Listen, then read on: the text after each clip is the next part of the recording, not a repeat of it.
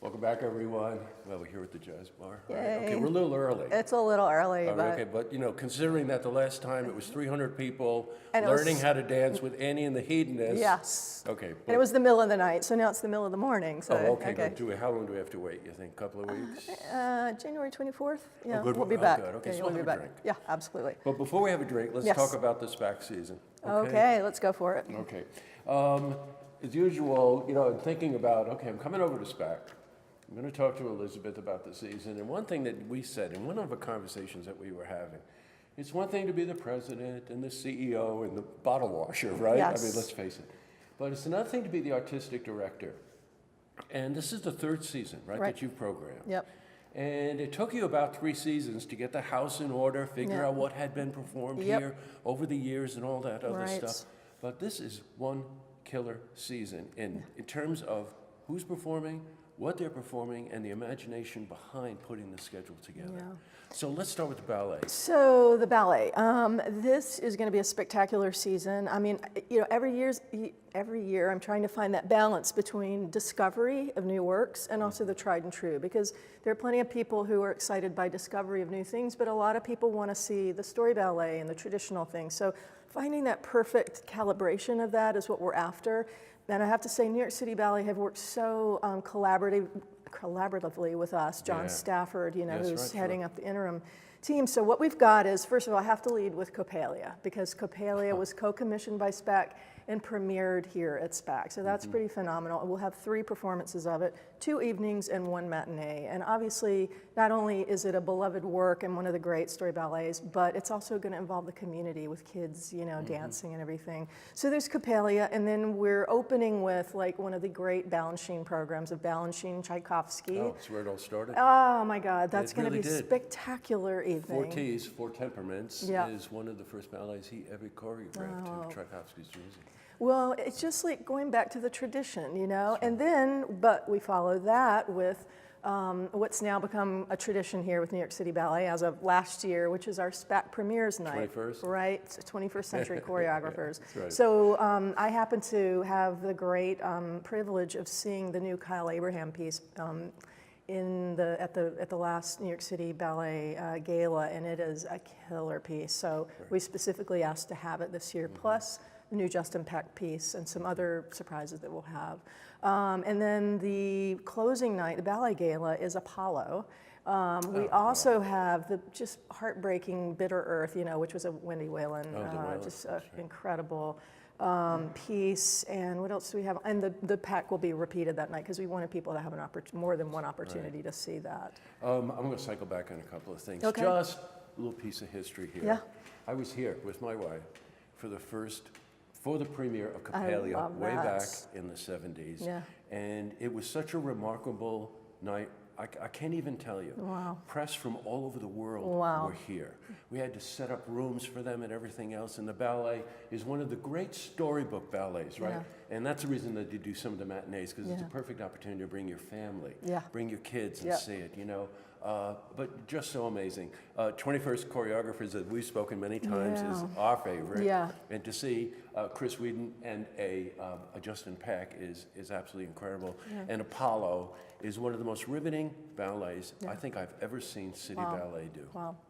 Well, I'm happy you're excited about it. I think, you know, having your personal stories like the one you just told me about, the premiere of Coppelia, is really, for me, what it's all about being here at SPAC, where this organization is part, you know, the memories that make up the community in a way, you know? And so I love this, like, going back to tradition and having you and others come with your memories and experience of SPAC and these pieces over the years, and then creating these new memories with new pieces that are being premiered up here. It's unbelievable. So, You know, we joked about it last year. Yeah. I think my wife and I were the last 2 in the theater, and we were still standing up and screaming That's after so one of the funny. performances last year. Let's move into the orchestra. Okay, great. So go ahead. We've got, I think, like, how many different new performances, premieres? So, okay, so what's so funny, like, you know, I finally was able to dig into what has really been performed here by Philadelphia over 52 years. And it turns out that a lot of iconic masterworks just had never come here with Philadelphia. So I do want to mention before I dive into the repertoire that we are going to be blessed with 2 weeks again with Yannick Nézet-Séguin. I really, with his taking over the helm at the Metropolitan Opera, that's right. and he's been getting spectacular reviews all around. I was really afraid his new commitments would mean less of him. Less of a commitment here for SPAC. Right, yeah, but sure. he loves coming here, and he's given us 2 weeks again. So to start at the end, Yannick is going to be conducting the Mozart Requiem, which has never been performed at SPAC. That's our closing night. You're going to need a bigger stage. I hope, How are you going to bring everybody in for that? I know. It's, oops, That's yeah. okay. So I'm really thrilled about that. I mean, there are other pieces that are on the season that you'd never imagine. The Appalachian Spring, the great Copland iconic work, has never been performed here by the Philadelphia Orchestra. So that's on there, and there are a lot of other works. You know, we're going to be bringing Jazz at Lincoln Center up here with Wynton Marsalis to do his swing symphony.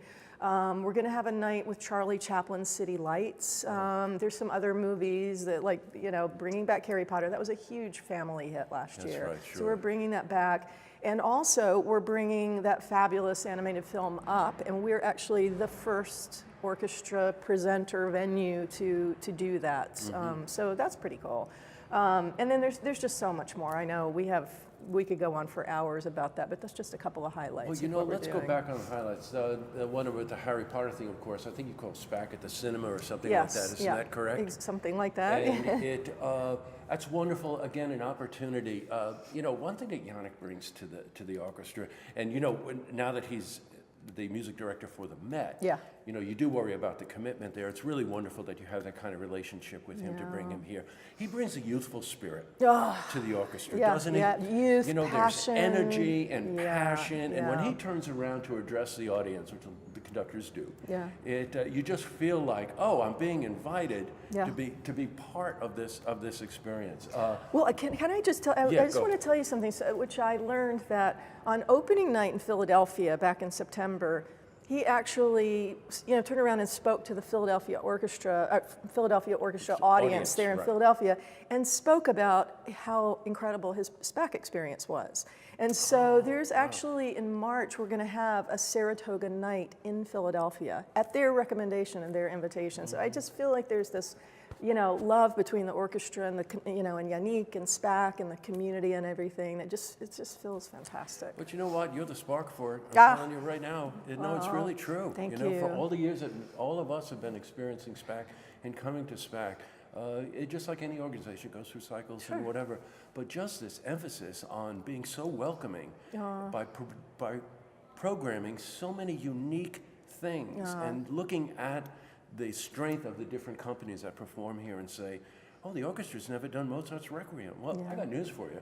Make a plan to see the Requiem because you will think about it for 6 months after the fact. Absolutely. You know, you're going to need a bigger stage. Like, I'm joking though, right? How are you Oh my God, no! But we're going to have the Albany Pro Musical will be doing the choral, and it's going to be big. You know, it's going to be big. It's going to be. I can't remember how many singers, but it's going to be pretty big. And then we have, you know, obviously some spectacular vocalists.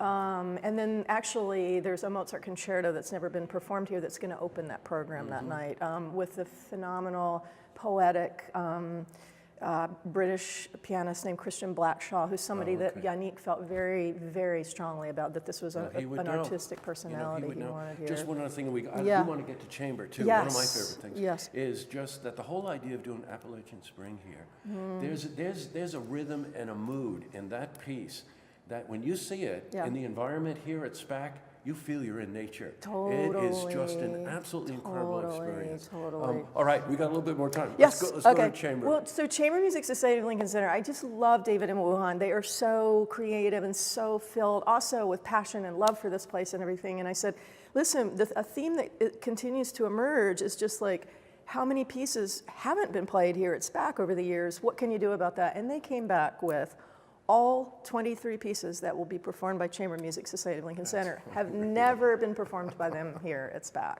So, hello.